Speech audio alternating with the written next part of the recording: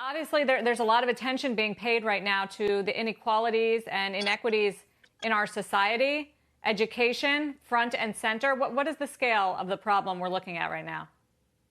Thank you for having me. I think that we recognize that the public education system plays a significant role in our democracy and our economy. Having a high school and post-secondary degree is an economic stimulus. And as the only mandatory institution for children and families, our American public education system is the lifeline for opportunity for urban, suburban, and rural children and families.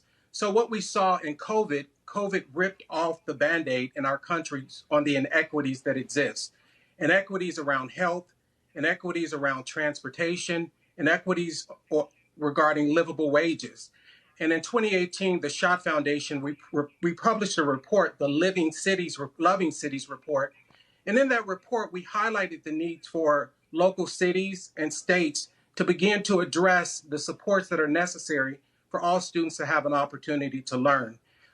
Soon thereafter, because of the significance of addressing those disparities, we launched the Loving Communities Response Fund and made grants to families and grassroots organizations in 17 states and Puerto Rico in order to address some of those food and learning gaps. But the damage that's caused by these inequities is significant.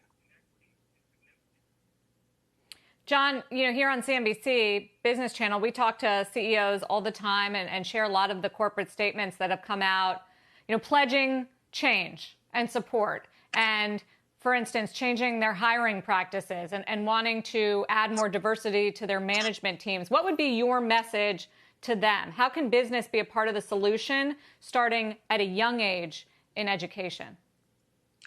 Well, I think while we've seen the markets, if you look at the Dow, the markets have relatively bounced back from the impact of the virus. However, we are yet to feel, and the market is yet to feel, the impact of the sickness of our economy.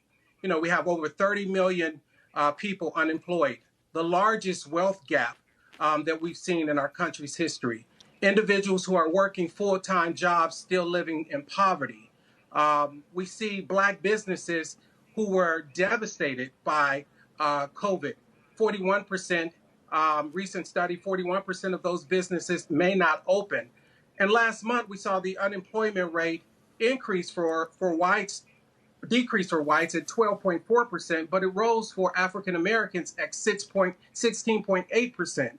So this means that we're talking about increasing the wealth gaps in a country where African Americans only have 1/10 of the wealth as white Americans. That plays a significant role in our ability for our democracy to grow, our economy to grow.